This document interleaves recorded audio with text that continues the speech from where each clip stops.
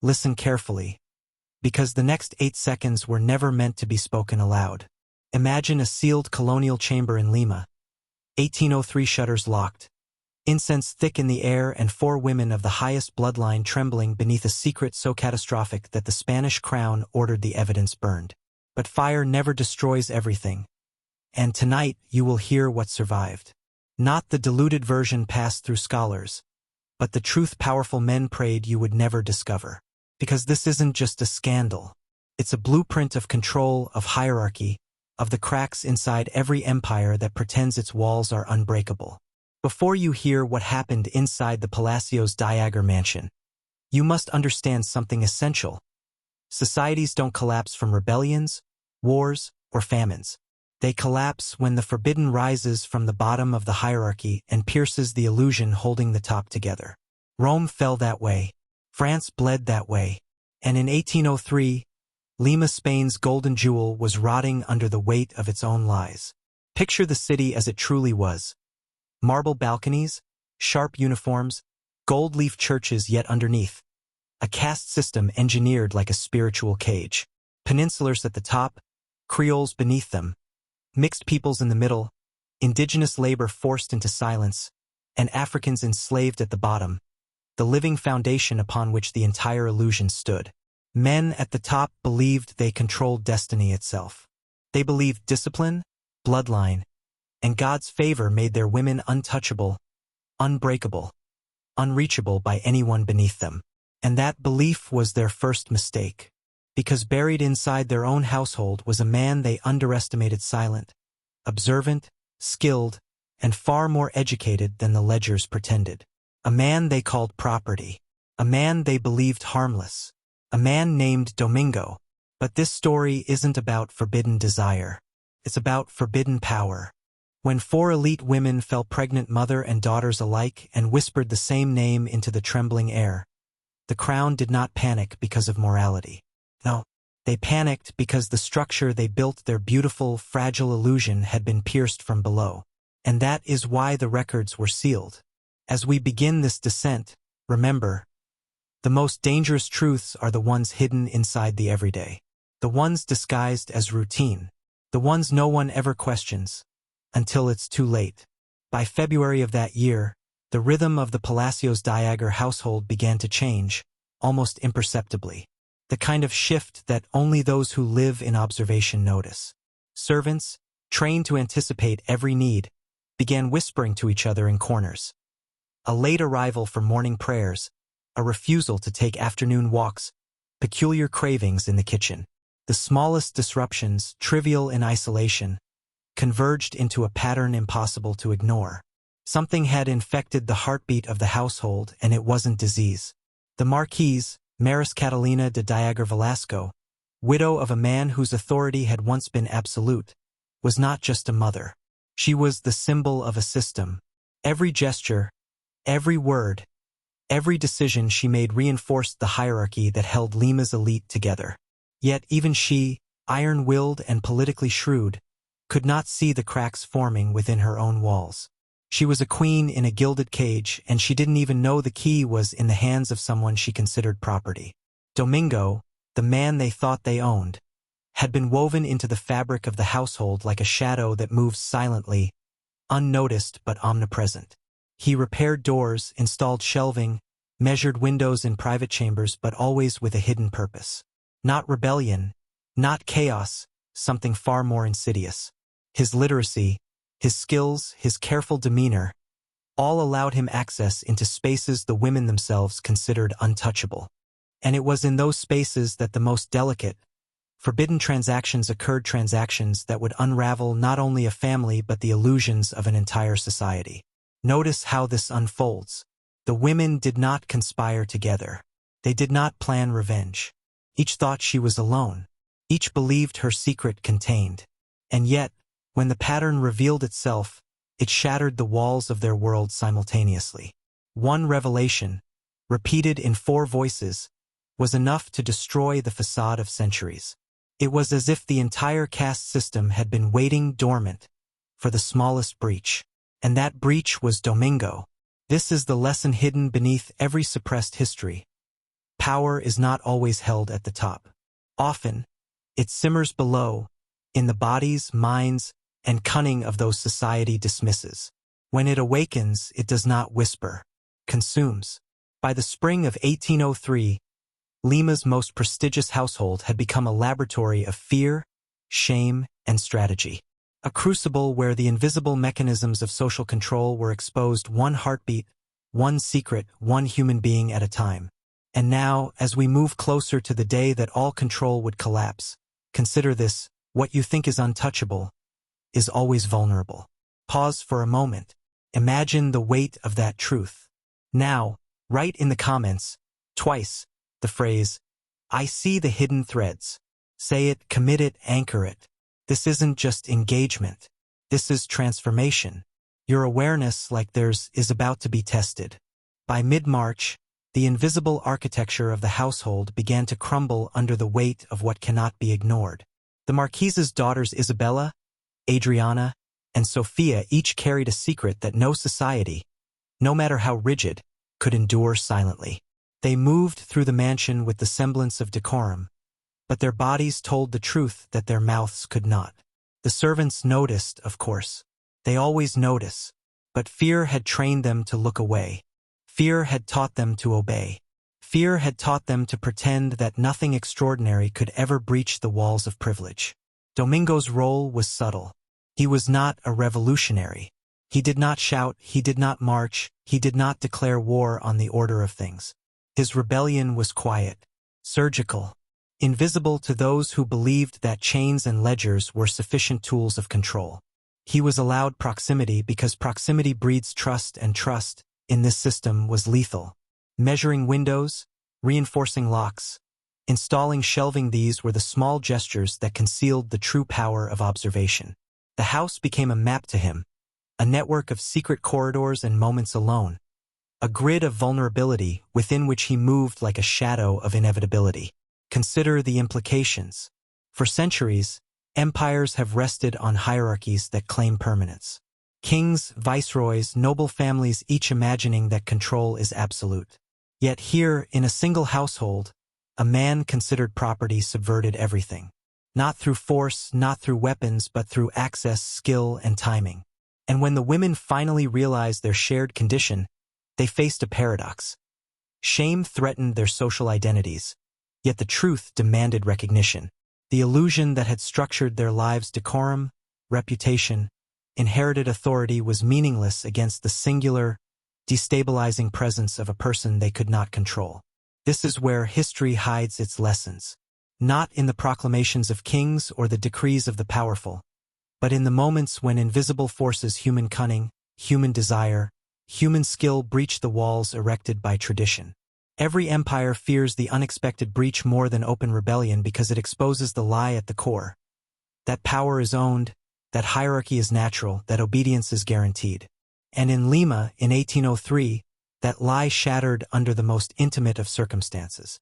The Marquise and her daughters were left to confront a reality no ledger could conceal, no priest could absolve, no social convention could forgive. For women, a single household, one man and a truth so potent it could not remain secret. The clock is ticking, and the next revelations will strip away what remains of safety and control. April arrived with a deceptive calm. The city of Lima glittered in the sun, markets thrummed with life, carriages rattled across cobblestones, and the viceroy's court remained poised, confident, and blind. But inside the Palacio's Diager mansion, a storm was brewing, silent, invisible, and far more destructive than any riot in the streets. The household was no longer a place of routine. It had become a theater of observation, a crucible where human desire, power, and fear collided.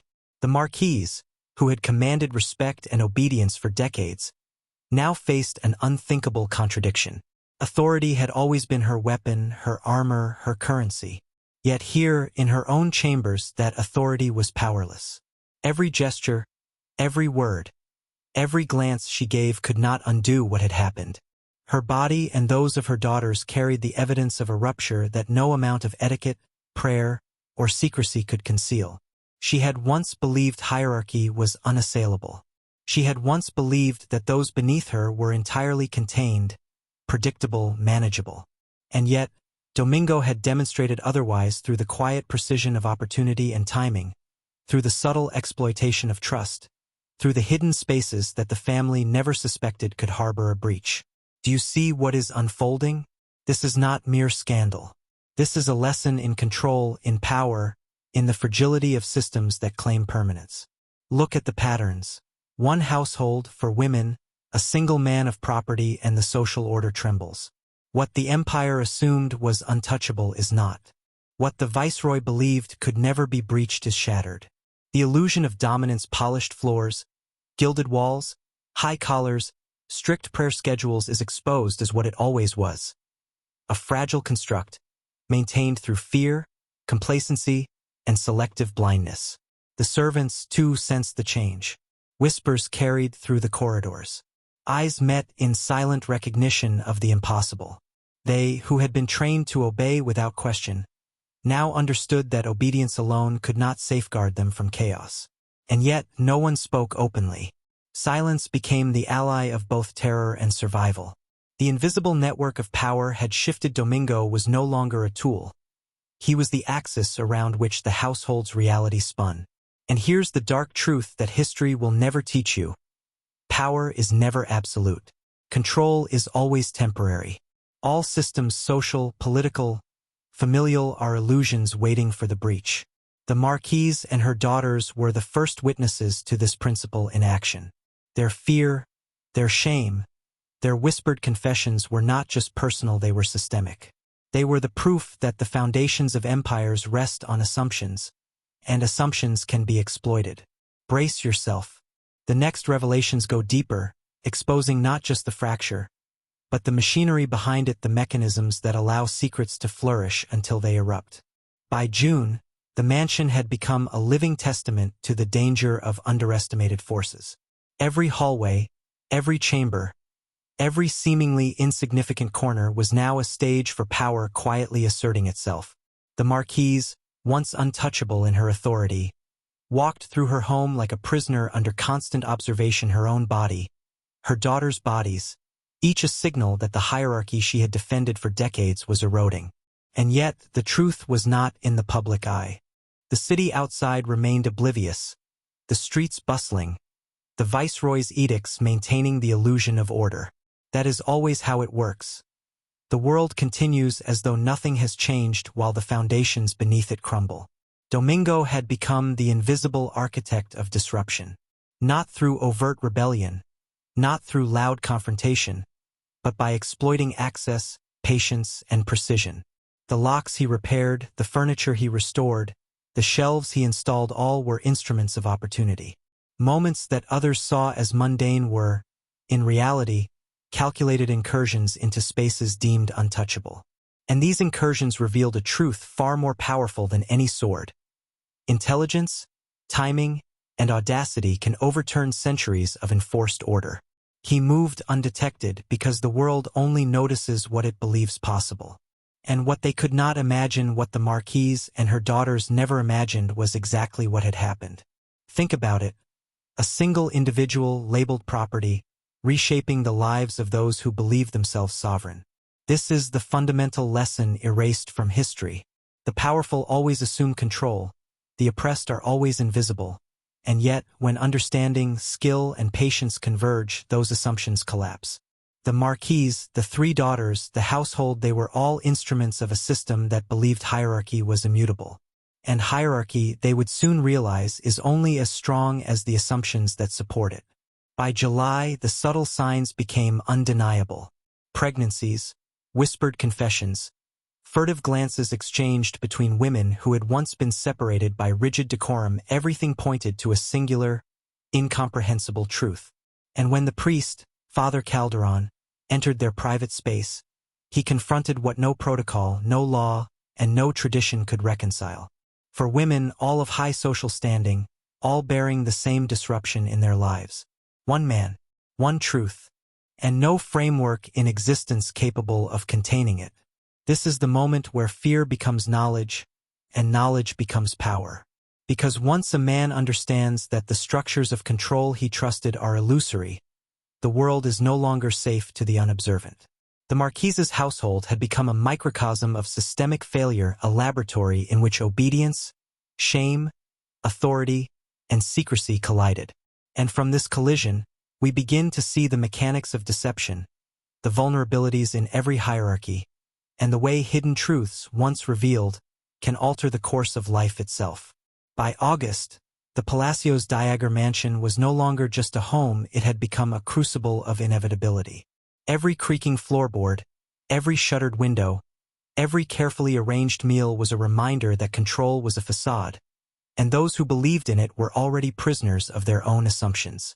The Marquise, Isabella, Adriana, and Sophia had become unwilling symbols of a principle the empire could not admit: that power concentrated at the top is always vulnerable to the invisible forces at the bottom. Domingo's presence was the fulcrum of this upheaval. He did not announce himself, did not wield violence, did not demand acknowledgement. He existed as a ghost in plain sight, an entity whose knowledge, skill, and patience made him more formidable than any nobleman armed with law, money, or sword. And while the family had trained their gaze on appearances, on etiquette, on reputation, Domingo had trained his gaze on openings, patterns, and opportunity. This is the true anatomy of disruption. Not chaos, not violence, but the quiet, systematic exploitation of blind spots. The women themselves were caught in a paradox that history rarely allows us to explore. Shame, yes, but also the realization of agency in their own surrender to inevitability. Each pregnancy was a signal, a whisper of the invisible power that had infiltrated their lives. Yet it was not just physical. It was structural. It revealed the lie upon which Lima's elite society had been built: that obedience can be guaranteed, that hierarchy is permanent, that trust is unbreakable. All of those were illusions, and the household's internal collapse proved it. By mid-August, Father Calderon, trained in theology, law, and morality, entered the Blue Room, where reality itself had been reconfigured. What he saw was not simply scandal. It was the living proof of systemic vulnerability. For women, socially untouchable, bound together by a single unseen agent, staring back at him with fear, defiance, and the quiet comprehension of how fragile the world really is. The priest understood something essential in that instant. No rule, no doctrine, no chain of authority could contain the unexpected convergence of intelligence, timing, and opportunity. The foundations of control are only as strong as the blind spots they hide. And now we arrive at a deeper truth, one history will never teach you. Empires, institutions, families, none are secure. They are all constructed illusions, waiting for a breach, waiting for the invisible, the underestimated, the unrecorded, to expose them. And when that breach occurs, everything believed permanent, everything considered sacred, collapses quietly, invisibly, irreversibly. Hold this in your mind, because the next section will reveal the climax, the moment when shame, fear, and systemic failure converge, and the machinery of secrecy itself begins to unravel. August 14th arrived with the deceptive serenity of an ordinary morning, yet nothing in the Palacio's Diager mansion was ordinary anymore. Sunlight streamed through the high windows, painting geometric patterns across the floors. But these patterns did not illuminate stability, they highlighted fragility. The household, long governed by routines designed to mask power, obedience, and hierarchy, was now a stage for revelation. Every servant, every shutter, every locked door was implicated in a silent conspiracy of oversight and ignorance. Father Calderon, stepping into the Blue Room, understood immediately that what awaited him defied the logic of the social order he had served all his life. For women, each a pillar of Lima's elite, sat before him, bodies visibly altered, eyes heavy with the knowledge that the walls they trusted had already failed. Their fear was palpable, but so was the unspoken acknowledgement of the invisible hand that had orchestrated their predicament. And that hand was Domingo, a man considered property, a man deemed inconsequential, had exploited the blind spots of power with precision and patience. Do you grasp the magnitude of this? Not just scandal, not just personal tragedy, but the collapse of an entire assumption system. The elite believed they owned reality because they controlled wealth, law, and ritual. Yet Domingo's subtle defiance, exercised through opportunity and intelligence, had proven that control is always conditional. Obedience is an illusion, hierarchy is an illusion, and secrecy, the most cherished tool of empires, can be shattered quietly, inside walls where no one dares to suspect vulnerability. And here lies the ultimate lesson hidden in every historical blind spot. The most dangerous power never announces itself. It infiltrates, observes, manipulates, and waits. It thrives in spaces where others assume safety, and it transforms those who underestimate it. The Marquise and her daughters had been trained to command, to maintain appearances, to sustain hierarchy, but none of that prepared them for the realization that a single underestimated agent could restructure their lives, their family, and the perception of their world in secret. Now, consider yourself. Every institution, every system, every authority you trust relies on assumptions. Some of those assumptions are invisible, some are cultivated, and some are willfully ignored. The moment you understand how these blind spots operate, how invisible forces shape outcomes, how the underestimated can subvert the untouchable, you awaken. An awakening is never comfortable. Tomorrow, if you walk through a city, a workplace, a family, you will notice the invisible threads that bind control and power. The machinery is everywhere, but the breaches are rarer than we think. And when a breach occurs, it leaves behind lessons encoded in fear, shame, and quiet awe, lessons you are about to inherit. The morning of August 14th became the day the Palacio's Diager mansion, and, symbolically, the city itself was forced to confront the fragility of its foundations. Adriana guided Father Calderon through the corridors with urgency, her hands trembling yet steady, leading him to the blue room where the illusion of authority had already been breached. There, the Marquise and her 3 daughters waited, not in despair, not in chaos, but in the quiet gravity of inevitability. They were 4 women bound together by circumstances impossible to reconcile with the rigid rules of society, each bearing the mark of a system they could not control. And at the center of this disruption was Domingo, a man who existed in plain sight, labeled property, dismissed by convention, yet possessing a singular power: the ability to exploit what the elite cannot see. Through precision, patience, and audacity, he had revealed a truth the empire feared most: that control, hierarchy, and obedience are illusions, fragile constructions maintained by fear and unawareness. Father Calderon, trained to interpret sin, law, and morality, understood only fragments. But those fragments were enough. For women, socially untouchable, pregnant with the same man's children, each unaware of the others until weeks into the pattern, sitting before him with eyes that carried defiance and silent comprehension. In that moment, he realized the most dangerous truths are not found in open confrontation, they are found in the invisible, in the overlooked, in the spaces where human assumption believes it has safety. And here is what history will never admit: the collapse of control is rarely violent. It is subtle, intimate, and personal. The structures of power, empires, households, institutions are dismantled quietly, one unnoticed breach at a time, until their illusions crumble under the weight of the unexpected. Domingo's rebellion was silent, measured, and devastating precisely because it exploited the blind spots no one dared acknowledge. Lima, the city, would never be the same. The Marquise and her daughters, the priest, the servants all became unwilling witnesses to the lesson that power is temporary, obedience is conditional, and secrecy is a fragile weapon. And now this lesson is yours. Understand it, study it, see the invisible threads in your own world. For the moment you perceive the blind spots, the hidden patterns, the underestimated forces shaping your reality, you awaken. And once awakened, you can never return to ignorance. Remember it, carry it, because the world does not want you to see.